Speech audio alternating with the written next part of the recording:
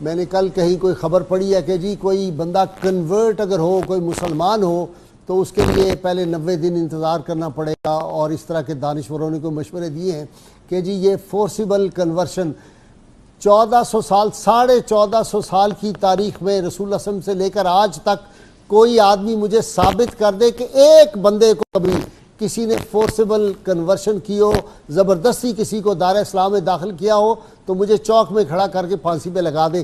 یہ جاہلوں کی باتیں ہیں، ہماری بات نہ مانو۔ وہ جو ہے برٹن رسل کو پڑھ لو، اس نے کہا مسلمان اگر چاہتے برِ صغیر میں تو یہ تعداد میں اکثریت مسلمانوں کی ہوتی، 1000 سال حکومت کرنے کے بعد یہ اقلیت میں تھے اور اکثریت میں پھر بھی ہندو تھے، تو مسلمانوں نے کیوں کہ کوئی بندہ زبردستی مسلمان ہو نہیں سکتا، اس کی 2 شرائط ہیں۔ پتہ نہیں جاہل لوگ کیسے کہتے ہیں اقرار باللسان و تصدیق بالقلب، زبان سے اقرار کرے اور دل سے تصدیق کرے۔ اگر یہ دونوں باتیں نہیں ہیں تو کوئی بندہ مسلمان نہیں ہو سکتا۔ تو تصدیق بالقلب تلوار سے نہیں ہوتی، نہیں تو خوشونت سنگھ کو پڑھ لیں، کسی اور کو پڑھ لیں، ہمیں نہ پڑھیں، ہماری بات نہ مانیں، وہاں پڑھیں۔ اس طرح کی باتیں جو ہیں یہ ظاہر کرتی ہیں کہ شاید مسلمان جو ہیں وہ جاہل ہیں، ان کو اپنے دین کا بھی نہیں پتہ۔ اللہ تعالی ہمارا حامی و ناصر ہو۔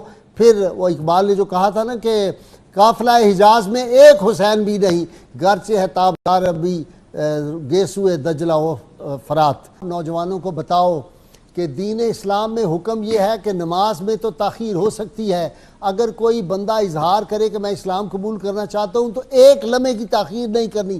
کیوں؟ اس لیے کہ اگر وہ بندہ اس دوران میں فوت ہو گیا، اس کا گناہ کس کے سر ہوگا؟ جسے اس کو کلمہ نہیں پڑھایا۔